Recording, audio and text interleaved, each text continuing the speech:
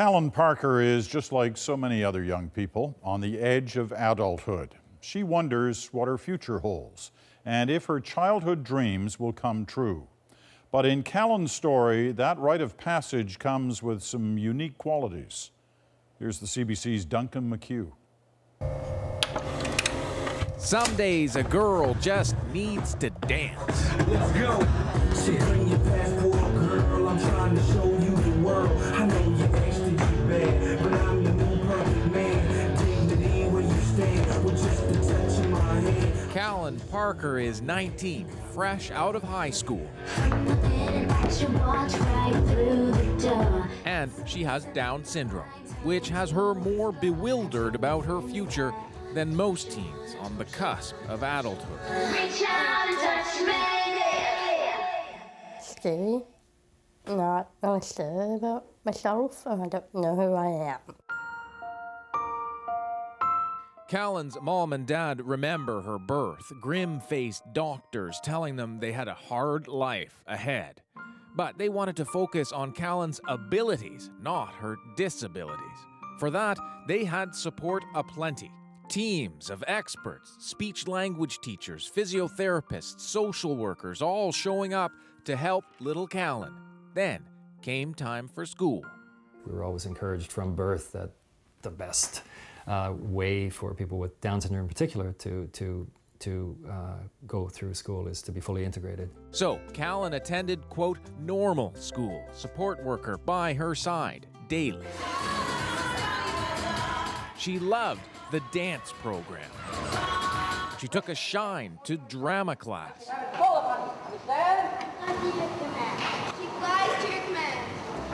By high school, she was more and more independent. Callan Parker. But graduation brought an end to that cozy, supportive world. You know, one day Callan said to me, is the future scary, you know?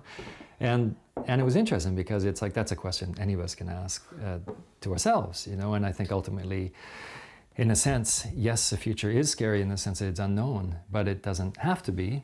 You like onion, do you? Yeah? Yeah. Don't cry. I will cry. Oh, man.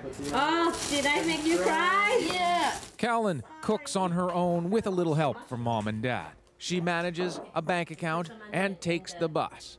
But with high school over, Callan and her parents weren't exactly sure what came next. It becomes daunting in that way. It's like suddenly, how will we fill Callan's time in a way that, you know, you don't want the default to fall into place, which could be go onto YouTube and watch endless reruns of whatever, right? Which is fine now and then, but is not fine if it's all the time, right?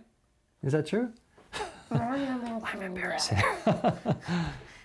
Unfortunately, says this professor of social work, many in Callan's shoes ultimately land in government-run support programs, which cost taxpayers a bundle and leave people feeling isolated. They're in that home, they're in the special bus that takes them to the special program. They then go to the special swimming. You know, they're not really in the community. They're physically here, but they're not part of. And that's the challenge that all of us are dealing with across the country and the world in terms of supports and services. Well, how do we make that next step? The answer, he says, encourage independence. Staten designed an 8-month online course with a long name, Canadian Inclusive Lives Learning Initiative, dubbed Chili for short. The first 22 students gathered at UBC last fall, eager to hear how an online course might help plan the rest of their lives. They know what they want.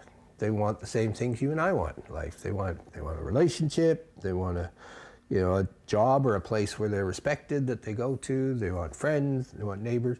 It's not rocket science, right? If you reply again, then I think the subject will be on it. A couple hours every week, Callan and Michael tackle Chili, everything from financial literacy and housing to how to find work.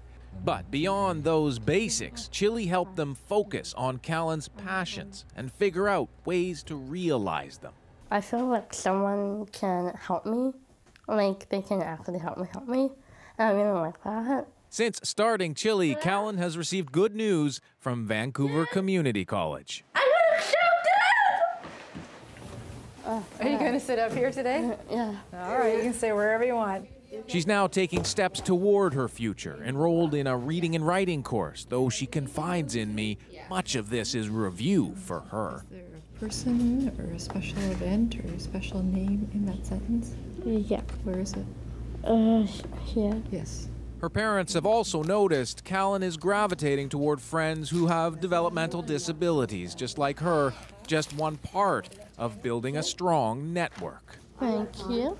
It's about finding who I am. She's easing into life as a college student and working at her parents' film company. And I feel like, okay, I can do it. I feel like I'm in a real adult. I know who I am and how to, conquer my fear.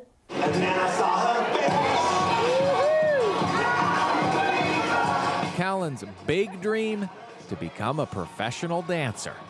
Not surprising for a young woman who jokes she has dance syndrome. Duncan McHugh, CBC News, Vancouver.